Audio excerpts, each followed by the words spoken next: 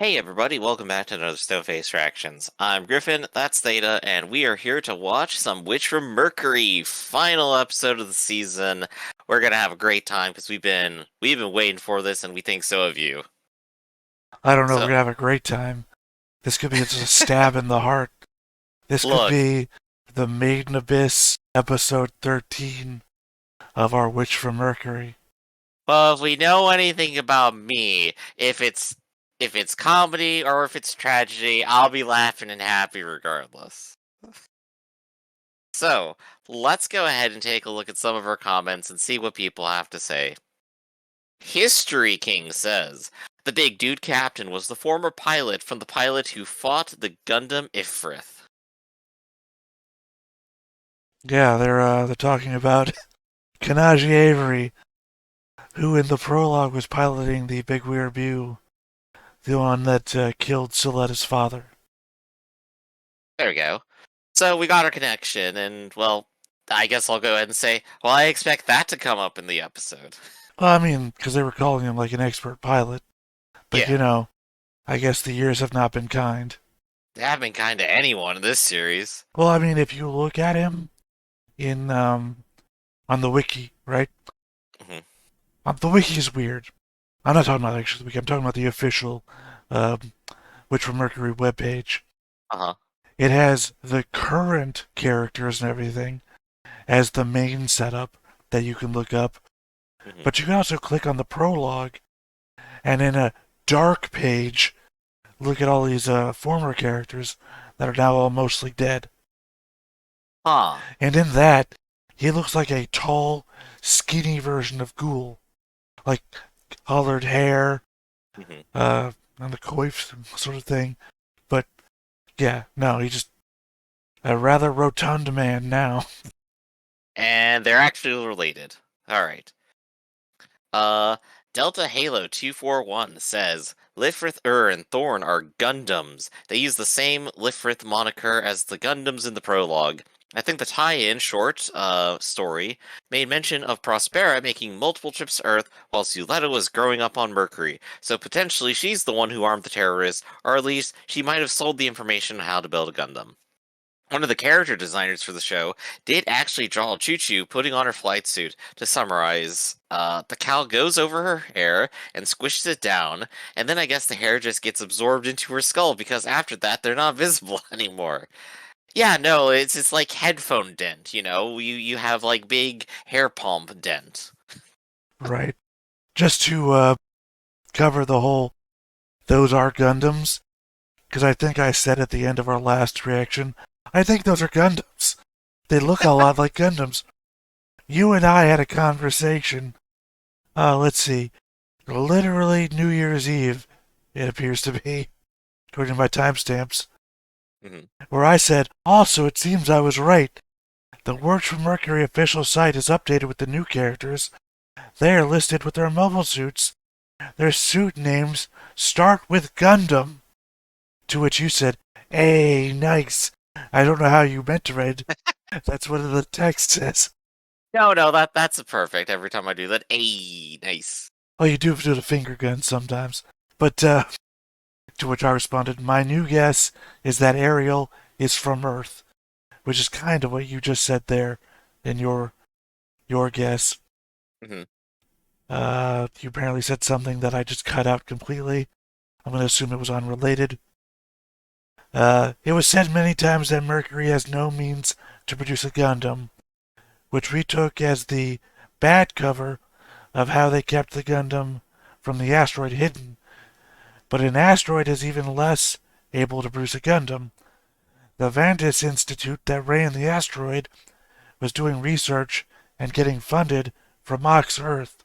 Therefore, Ariel might Ariel might just be a prototype of a line of Gundams produced on Earth. Hmm. Yeah, that's starting to make a lot of sense, and it feels like a thing that ought to be revealed, but there's no telling if they'll actually handle it specifically this episode because we got that weird project we got to cover still. There's a lot going on. There's a lot going on, and I hope we get all the answers. Last comment here, Jasper Ray says, just some food for thought.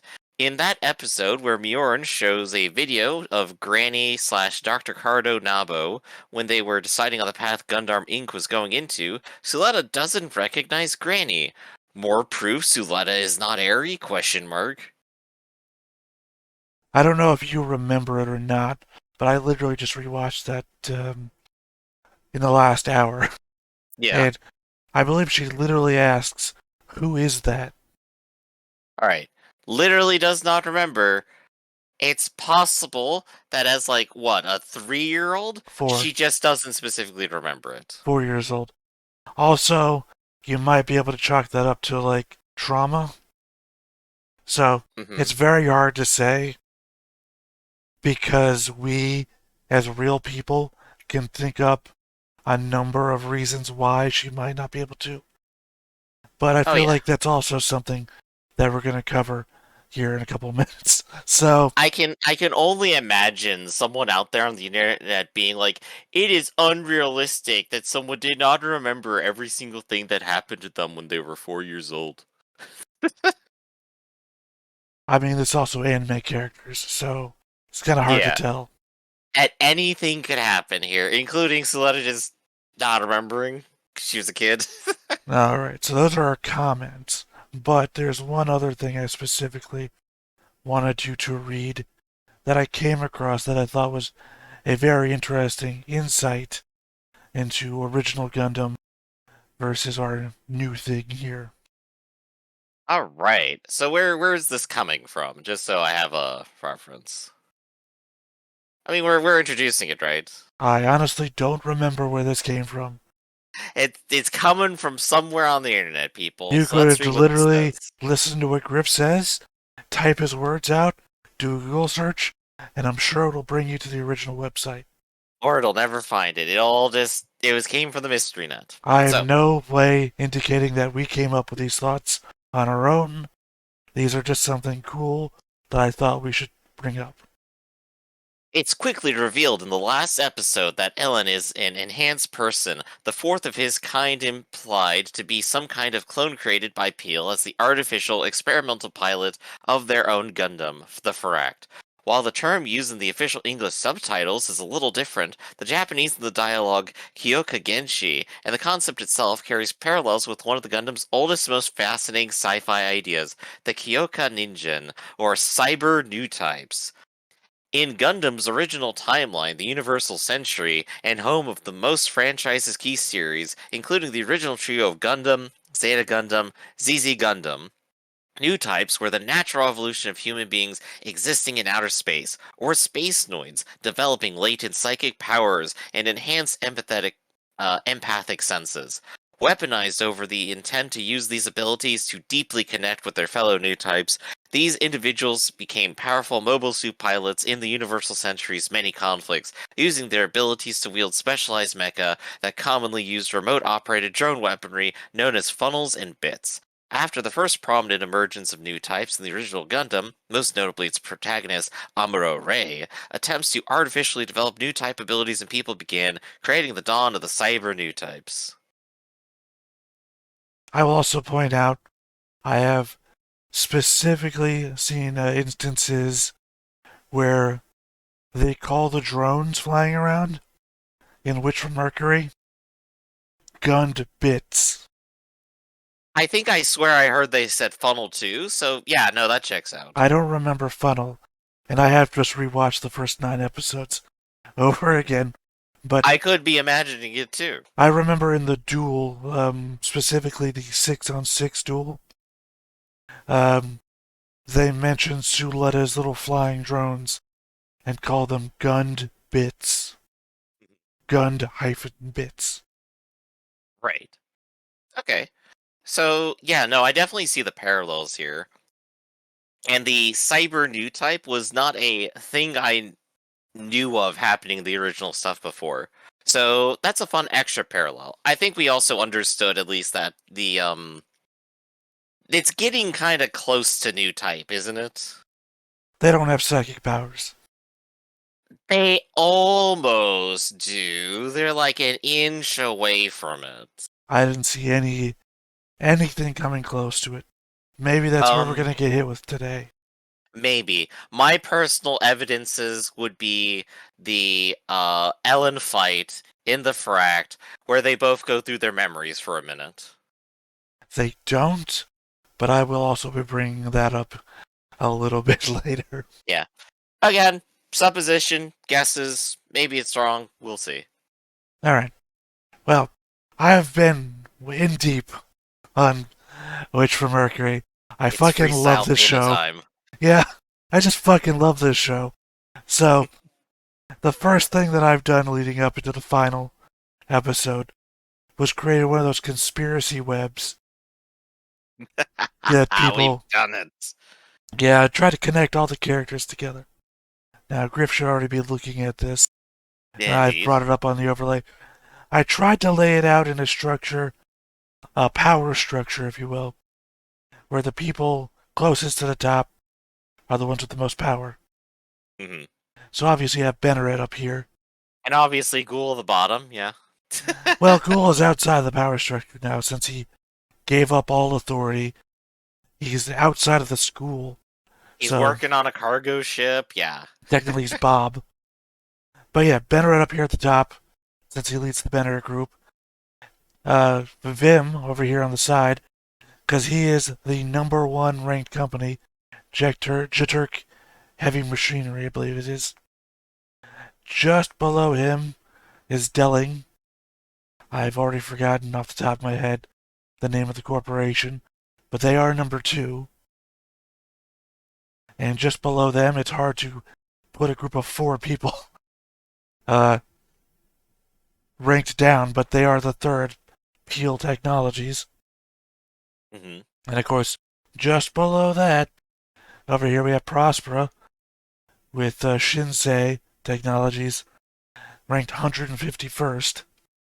And of course, little representations of all of her friends who I believe are dead, is that right? Yeah, I didn't see any real point. Let me zoom in here. I didn't really see any point in putting these people on a relationship chart since they'd only be related to themselves. True. I, of course, also put these tiny little figures of what they looked like in the prologue. Oh gosh, she seems so much happier, doesn't she? Her hair was a lot redder. Oh yeah. And of course, over here we have this guy who shows up in the background to help a Benneret every so often. He's just there. That's fine. Well, I don't remember a lot of these people's names off the top of my head, but Right. But we got the main cast here, and now I guess is the point where we go. So what are the interesting parts that you see having assembled this? well, I put allies with a green line. Um, sorry. Sometimes the lines cross over. Like obviously, this line does not mean the blue being relationships. Does not mean that Benneret is related to Delling. That is just crossing through on its way to Meringue. Okay, that's just one very long one. Got it. Right. And of course, you know, we have Vim related to his adopted son here, and his, as far as we know, actual son, Ghoul, down here. And we have the red lines representing rivalries. Chu over here really hates these 2 girls. As you remember that. Those are the two who've been constantly pranking everyone, right? Yeah, they're part of Jet Turk House. I should also say the students here are all aligned in the same ranking. Like Shadik is in charge of Right, the people who are in charge of houses here. Delling House, I think it was, or whatever the name of the company is. Yeah, he's in charge. Yeah. That's why they're out the relationship structures. Also, they're layered. Like these 2 are 3rd-year students, and these 3 are 2nd-year students. So, what I find interesting looking at this is just how overconnected the head of Earth House looks, and the fact that because he's related up here to one of the Earth Gundam pilots, everyone is now 2 degrees away from terrorists. Sorry, you're doing the same thing I was talking about. That line passes through him to Suletta. If Ah, so you that means zoom everyone is at in, least 1, 2, 3. they're all related to each other. They're all allies of each other.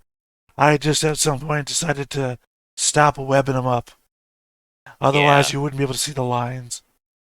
And I notice, Because, of course, we don't have our lines from Prospera to the terrorist group yet because we haven't received that info yet, if it's true.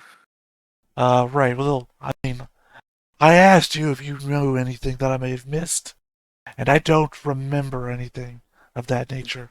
Right, everything else is supposition, basically. But these are all true connections. Because, I mean, And that's why we have Shadik connected to what's his name up here, the Dawn leader. so, there's a good handful of just random pairs across the board, but these two seem kind of interesting. Who are they and what are their deals? I don't The remember them a the lot. line also crossing across here.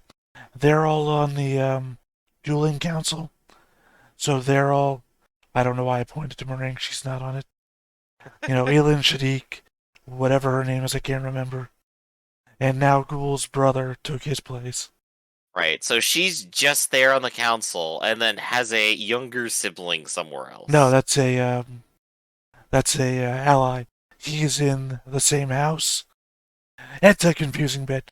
He's in the same house. Technically, though, I believe he's also on the dueling council. Yeah, shrug on that one. Maybe eventually we'll get more about those two, or they'll just fade into the background forever, Well, she's as is just been. the case with some She characters. has been in every dueling council meeting, Mhm. as has he. It just happens to be that they're also in a house. I kept all the houses together. Like He's always been successfully in the background. this is Jaturk House here. Yeah. Which, oddly enough, has fewer named characters than I thought there would be. I guess we didn't really spend a lot of time there. We spent more time with Shadik and his crew, which is kind of a fuller friend group. Well, I mean, And I these are guess. all the characters that the official website brought forth. But Mhm. like, there are two girls in the episode where Suletta has to pilot the mech without instruments, just visually with a Mhm. spotter, and she gets Marine to do it for her. The two girls that spray the stuff that makes your vision go black. Yeah. Yeah, like they were big for like 2 episodes. Were not important to the website, and so I even looked it up on the wiki. They don't have names. They're not on there. They were short term antagonists, literally there to do one thing, and then we move on. Well, I mean, These are the people who are important to the plot, those two, not as much. technically these two are short-term antagonists. Now, no relevance to the plot other than being groupies for Ghoul. I wonder if the groupies will come back. Only time will tell. I mean, they haven't gone anywhere. They still show up in the any well most seats with Jet Turk House. So So, I guess we'll have to keep an eye on all of these people and see where new rivalries and allies occur. That'll be fun to see today. I mean, Uh, these are all a lot of school relations, and we're no longer at the school. mhm. We are slowly moving away from the school at the moment and into all-out warfare moments. So that's gonna be a lot of fun. Well, terrorism at the very least. True, true. We'll have to see where it all goes. Do you have any more comments about the board? Not for now, it seems. Mm-hmm. So, we'll go ahead and keep this up, we'll update it for fun, and we'll bring it back to the Conspiracy Network as new alliances and guesses occur. This is actually going to be a good tool when we start making all of our guesses. Oh, there we go. Something helpful at the very least. Mm-hmm. Over the last couple of weeks, though, I've also been keeping a series of freeform notes, let's say, with really no, I don't know how to say this, with really no rhyme or reason to them. But if we put it to a beat, maybe it'll mix. Hit it! This is where I demonstrate to everyone that I have no beatbox abilities, and not for more than 5 seconds.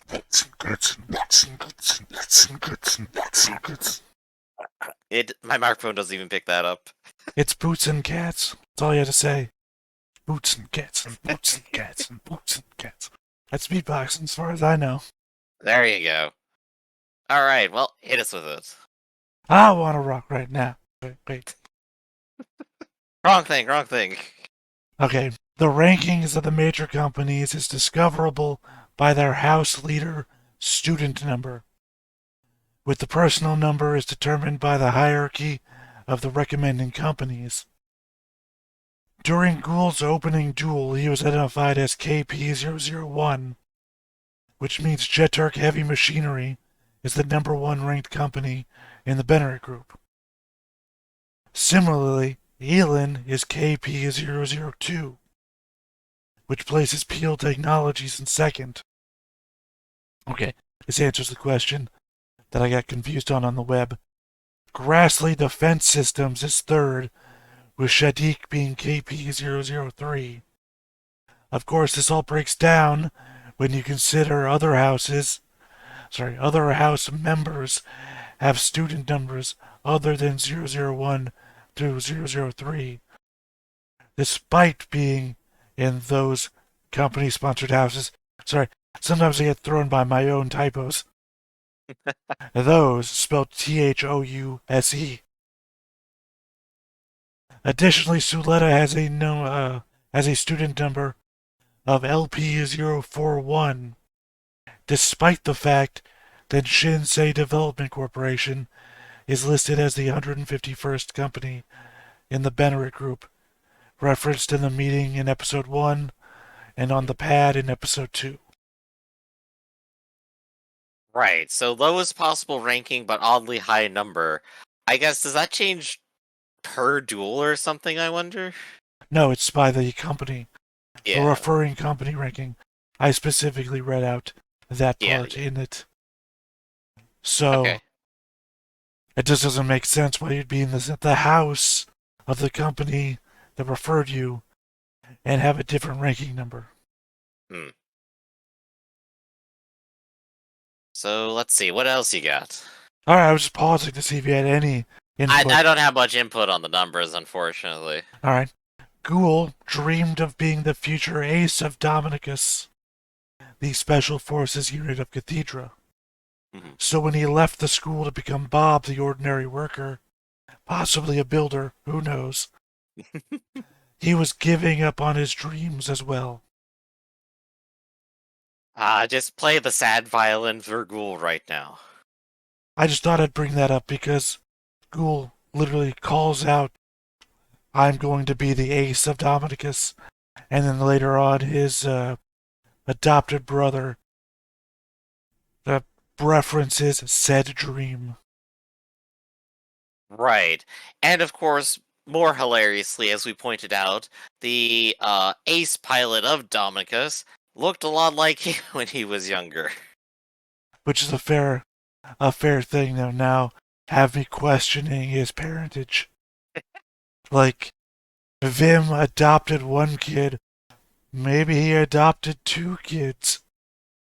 Perhaps he's adopted infinite kids. Ooh. Alright. In the very first episode, during Soletta's duel with Ghoul, which by the way should have been the episode name, Duel with Ghoul, as well as in episode 5, just before Soletta and Elin's date, Elin number 4 can be seen reading The World as Will and Representation, book number 3, The World as Idea. Now, literally you could read the text on the page, and I typed it out and found out exactly what Elin was reading. And I then had you read that yourself, Griff. Now, my question is, does that give you any further context into Elin number 4's mind state? Alright. So given that context, I think the answer is maybe with a plus sign. So, what these two paragraphs are talking about is how it doesn't matter uh whether or not something is a different version if it symbolizes the same thing, i.e., this is reflective of the clone situation that he's in. Alright, cool. Metaphor established. Real easy. The second part here is whether or not he is still beautiful or can be comparatively beautiful to other things. Which in this case I think is probably onto whether or not he's valuable as a cloned individual. If we go ahead and just slap the metaphors on, I think it works out. It's maybe a little bit like too far out in the field, but I think it comes back home well enough. As long Um, as you're not like being too precise about it. Pointedly, he's the only Elin that reads that book. Hmm. So, Yep. So he's the only one who really thought about things, and now he's dead. alright. In the ending credits of episode 1, we see Eri running around. Sorry, I'm just going to shorten her name to Eri all the time. So, Oh, just live with that, viewer. We see Eri running around and seemingly discovering Ariel overgrown by vines. Is that symbolism that Ariel is leftover? Is a leftover of Ox Earth, which funded the project to create Gundams? Or did they actually go to Earth before going to Mercury and discover Ariel? What is symbolic art and what is truth?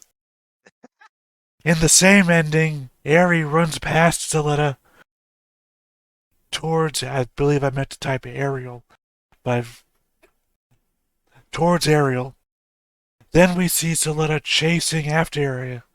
Again, symbolic or hinting at a greater truth. In the same ending, Eri and Soletta are frequently dancing around one another, but there is never a middle step pictured. No Eri of an older age or a younger looking Soletta. Just Eri and Soletta. I would guess it is more artistically symbolic than anything. They are frequently talking about Eri as a full person, as someone who is thinking, as someone who's a part of the family, as someone who Sletta plays with. This is symbolic. That is representation of exactly what they're talking about. They're just a couple of little girls playing around and also lots of lasers. Well, I'm going to have a hard time then with this next bunch, Okay. because now we're going to go to a couple of slides. Oh boy, it's slide Also, time. from that ending is there's one still image. Um, the eyeball one. You're looking at the eyeball one, Griff. Take a look at that eyeball. What looks to be one of their eyes with a reflection of an older hand grasping a younger one. Moments later, Eri is sitting in darkness as the red lines of a gun arm permit activation crosses the background. I think you can figure out which one I'm talking about there Right. from description. As we then see the hand holding again directly. I didn't take a picture of that one. It's basically the eye thing again, just without the being in an eye. As the ending finishes with Eri sitting on Ariel and fading away like a ghost. Once again, I think from context you can figure out which one I'm talking about, Griff. Yeah, I think so. And I I see what you mean. finished that statement with full caps. What does it mean?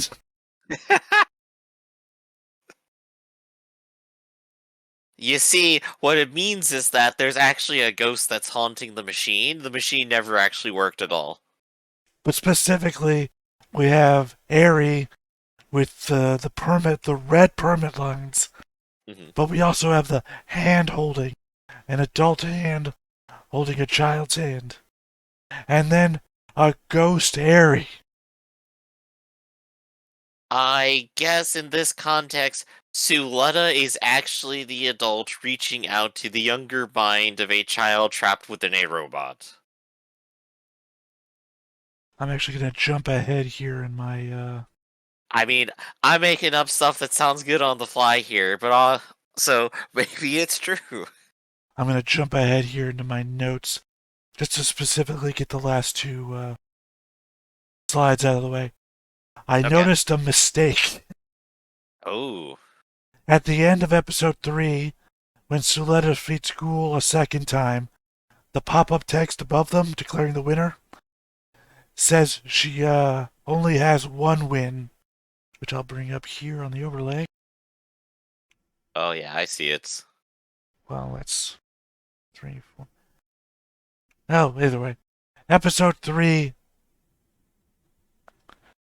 which is consistent with Vim Jeturk nullifying the results of their previous duel, right? Hmm. Except, okay, that's where I made my mistake. Sorry. At the end of the beginning of episode 4, it only shows one win. That's where Vim would have negated it. Hmm. But at the end of episode 3, at the end of the match, at the end of the episode, Suletta is listed as having won twice. I guess they just didn't have that council meeting yet.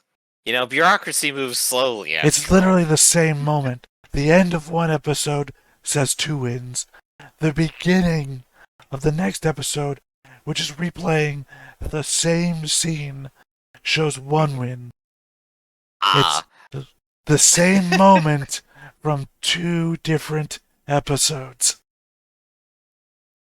that is amusing then. Continue on. Like I said, I have deep dive paused on everything I could read. Hold on a sec. Let me go back up to where I was before.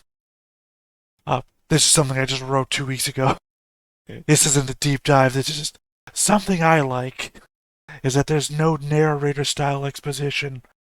All information given to us that isn't directly presented by my character is diegetically given to us through the world and other means, thus expressing an in-universe opinion for whatever is being shown, rather than an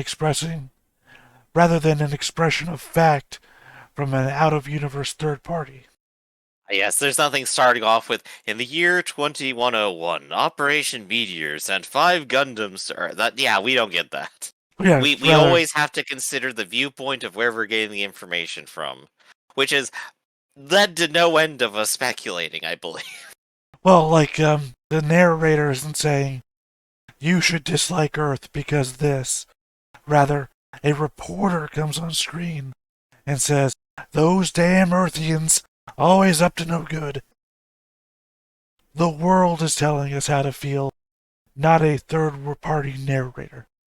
Right. Mjorn I'm always saying her name wrong, I'm sure.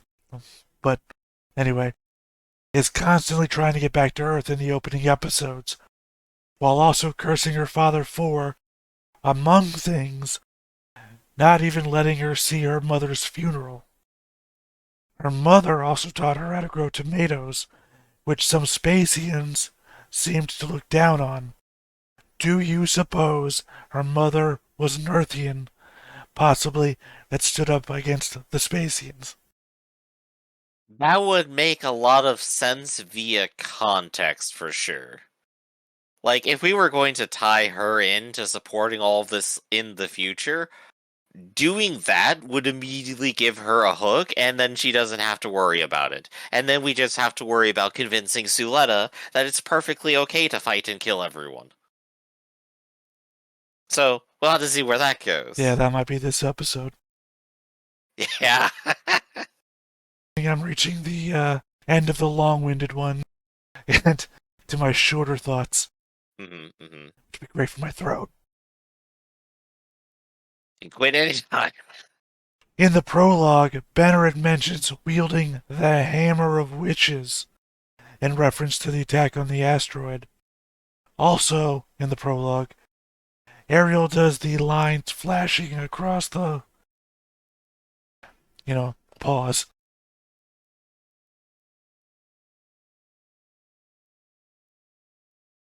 I felt my voice cracking like I was a 14-year-old again. You know what? Maybe we can split these up a little bit. You can read out some of my thoughts for me. You could just go ahead and cut it short at the important ones. No, these are all important to me, Griff, because I've been writing them out over 2 weeks. All right, I get it. You don't want to read it out. It's fine. We start over again. Okay. In the prologue, Bennett mentions wielding the Hammer of Witches in reference to the attack on the asteroid. Wow, I hate this. You're dying. Also in the prologue, it also has the line flashing across the front of a normal permit using Gundam. And Eri has the blue lines on her face too, which are already different from everybody else's blue lines. Where Suletta does not have any lines across her face. That's a reference back to Eri having it, Suletta not. Yeah. However, this does get explained in episode 5 when Elin number 4 pilots Ariel and activates permit score 2, tying him into Ariel, which recognizes uses the gun format, but does not activate the permit in his body, i.e., no red lines. Haha. Unfortunately, that was one that I had written out as a question and then myself answered. Oh, hey, at least you got your own answer, right? You did the research. Alea iacta est, the phrase they use before approving every duel, means the die is cast. Mm-hmm. The phrase said to Caesar while crossing the Rubicon. Right, they mention that a whole lot in episodes. Like, there's no going back after this. Whatever the result, that's what we go with. Yeah, So yeah, makes sense. they never implicitly say what it means because they throw out a lot of hyperbole. Yeah, they do. They're hyping it up basically, which makes sense. In episode 5, the win-loss record of Elin is stated to be, after he wins, 8 wins, no losses, no, I assume, ties. In episode 9, Shadik's record is 7 wins, 1 loss, 0 ties. Ghoul's record in episode 5 is 27 wins, 2 losses, 0 ties, which I think speaks to the fact that the very best duelist of them all, Ghoul, can barely keep pace with a Gundam, which follows why all the companies that could not produce Gundams themselves shut them down, albeit under the guise of ethics, and are currently willing to let it go in the hopes of getting their hands on Gundam tech themselves. All right. Also, it does kind of bring to mind just how better Ghoul was than everyone else. That he's literally doing 3 times the amount of duels as everyone else. Well, it was said, you remember back when we couldn't tell if we were getting a flashback or if his record got reset, where it shows him dueling with a record of 8-0-0. Yeah. Yeah, they mentioned in that episode that he's dueling a lot to protect his status as holder. That he's getting challenged. He's getting challenged constantly and not losing. Mm-hmm. Episode 2 mentions an infectious spread of SV-29 in front autonomous sector 33. I looked up SV-29. It's a monkey virus known to reproduce in human tissues. So they got monkeypox. Okay. Don't know how bad it is. The research I looked up likened it to cancer in some places, but not specifically SV-29. Other monkey virus transmittable diseases. So I would guess, unless it becomes like this weird plot point they bring up later, that is just a random news bit to fill airtime. That's it. It was just background noise. Well, I brought it up because we don't know, because we have a lot of biogenetics taking place here.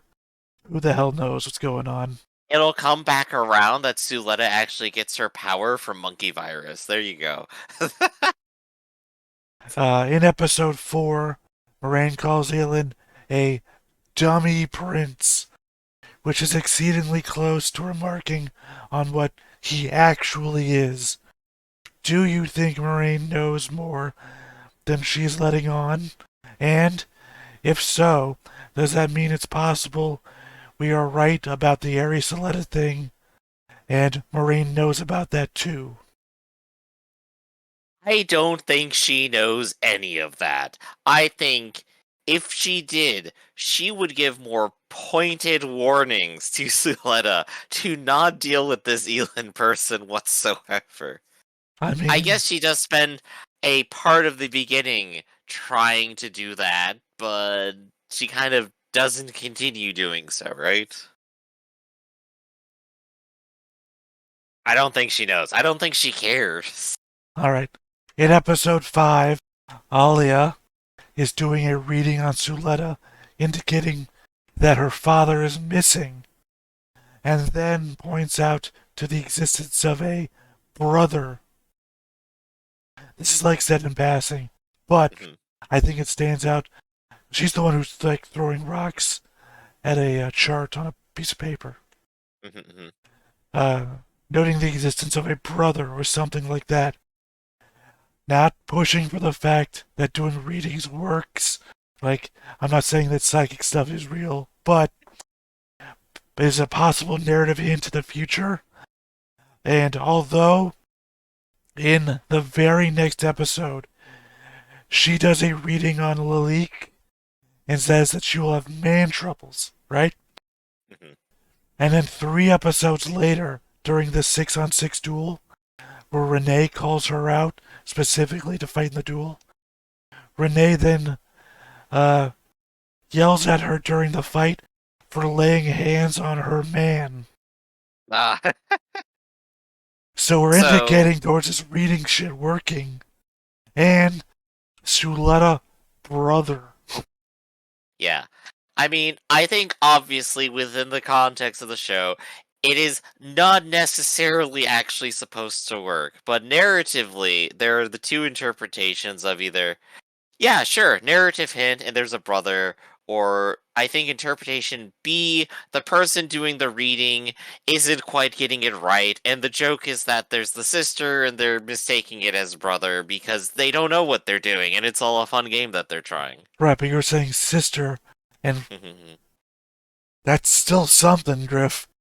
Yeah. Suletta doesn't have a sister, as far as we know. Well, no, she has Ariel, you see. Mm. You'll be happy to know I'm now on my last page. Oh, good. In episode 6, during the fight, when Ariel does the thing to shut down Elin's fract, we see Aerie floating around numerous times, as though each of the Gund bits, that's where I picked it up, the Gund bits thing, were in Aerie themselves.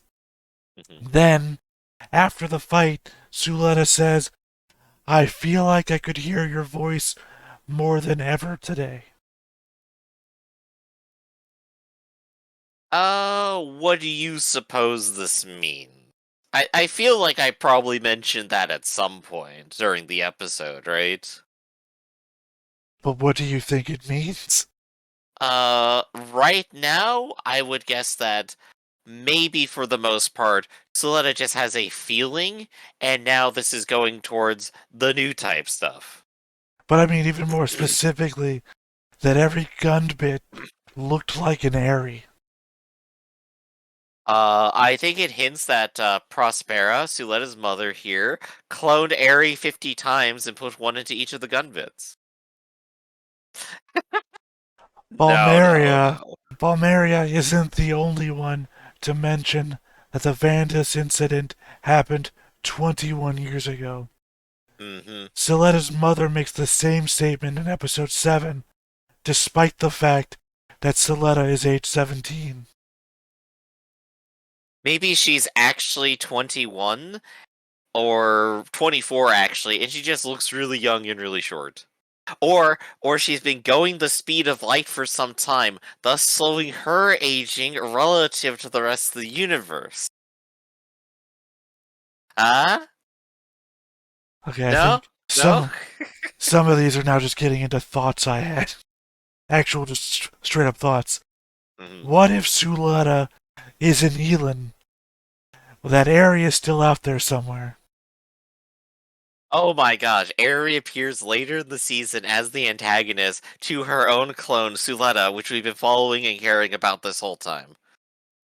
Okay, that would be absolutely wild. I'd be down for that. How many levels of mistrust can we go here? Let's do it. Alright, this one's just an observation. But I'm going to ask you the question and see if you can Okay, answer. sure. The only two questions Suletta got right on her test. What are the first 4 steps in Mobile Suit and Mobile Craft design process?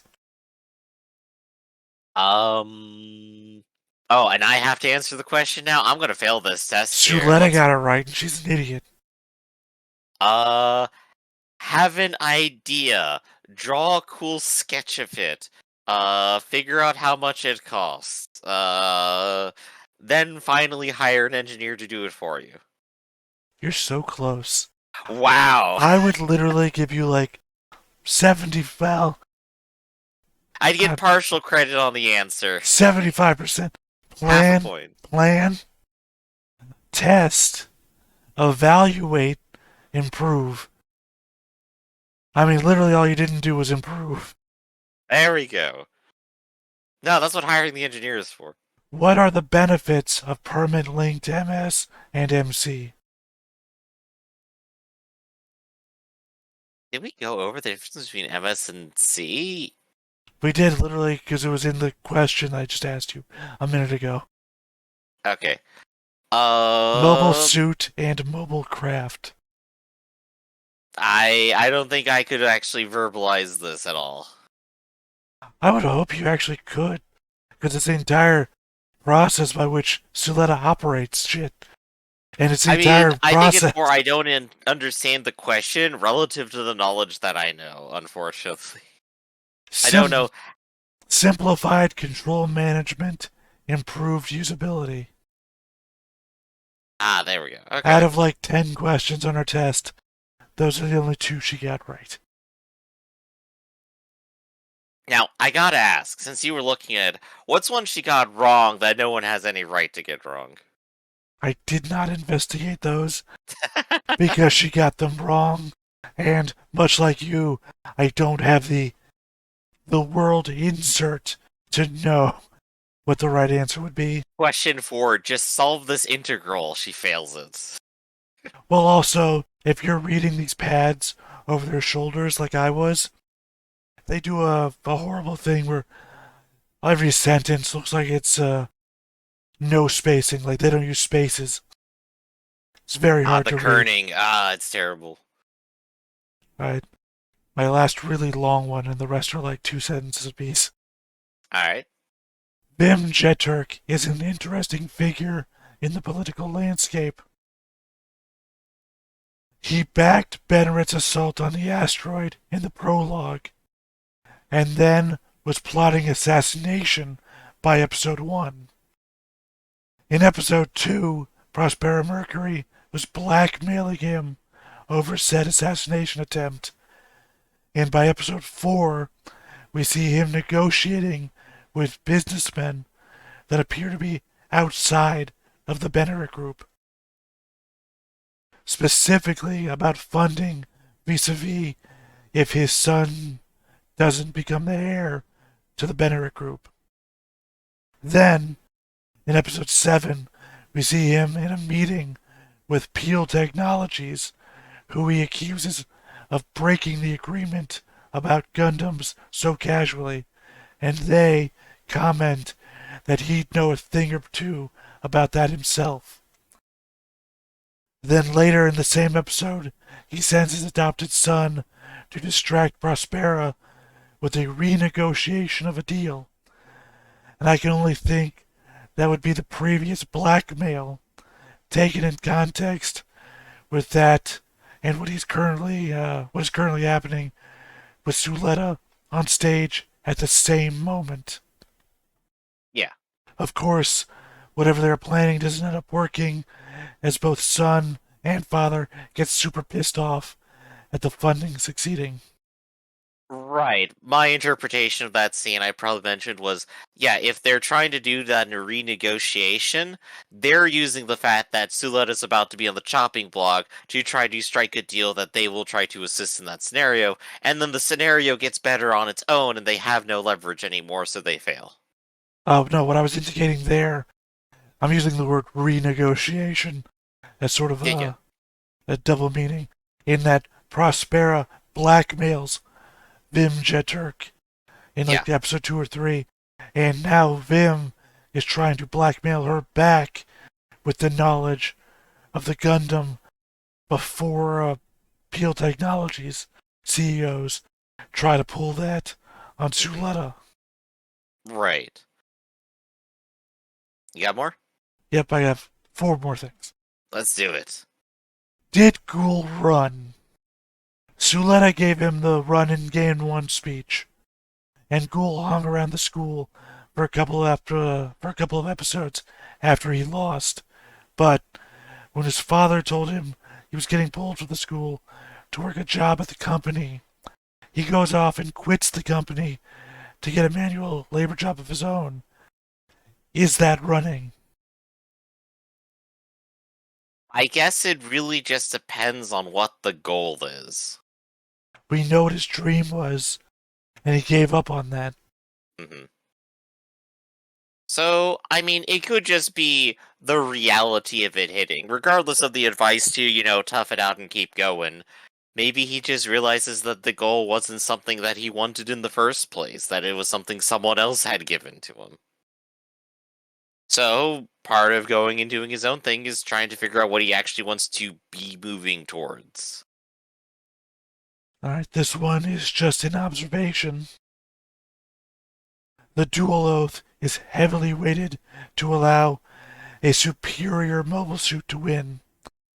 Suletta is piloting a Gundam, and every time she duels, she recites an oath that says duel outcomes aren't based on who has a better mobile suit or skill. Yeah, it is a little bit cheeky, isn't it? Like I It's said, definitely not because of our mobile suits or skills. It's because of the secret third factor, which we're not mentioning, but also the fact my dad bought my mobile suit for more. well, I mean, like in episode 9, when the suit starts shutting down, and she's like, okay, I guess I'm trying this myself. She doesn't do that great. Hmm.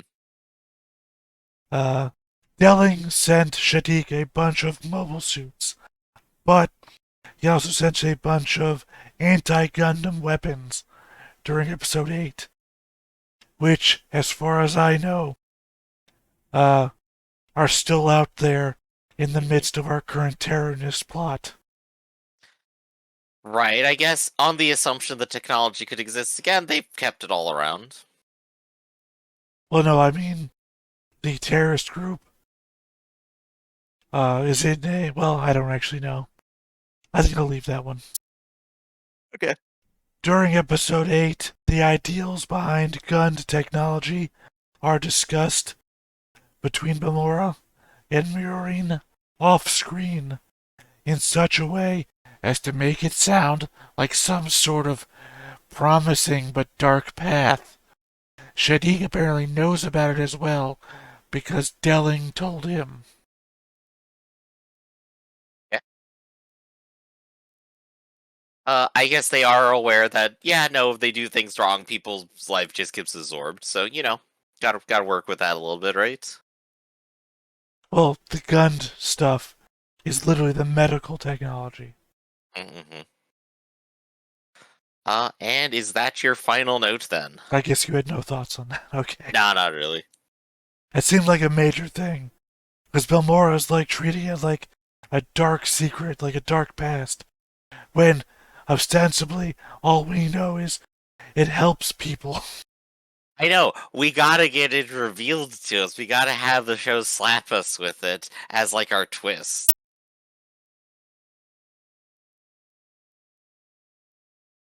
But yeah, that is the end of my 2 weeks of thoughts on the matter. And thus ends the Theta freestyle. So, I think the... So, hey everybody, thanks for watching another Stone-Faced Reactions. If you have an idea of another video we could go ahead and watch, go ahead and put it in the comments down below, and we'll add it to the wheel. Be sure to like, comment, and subscribe, and let us know what you thought about this video, and what parts you liked. And until then, we'll see you next time. Is this too goofy?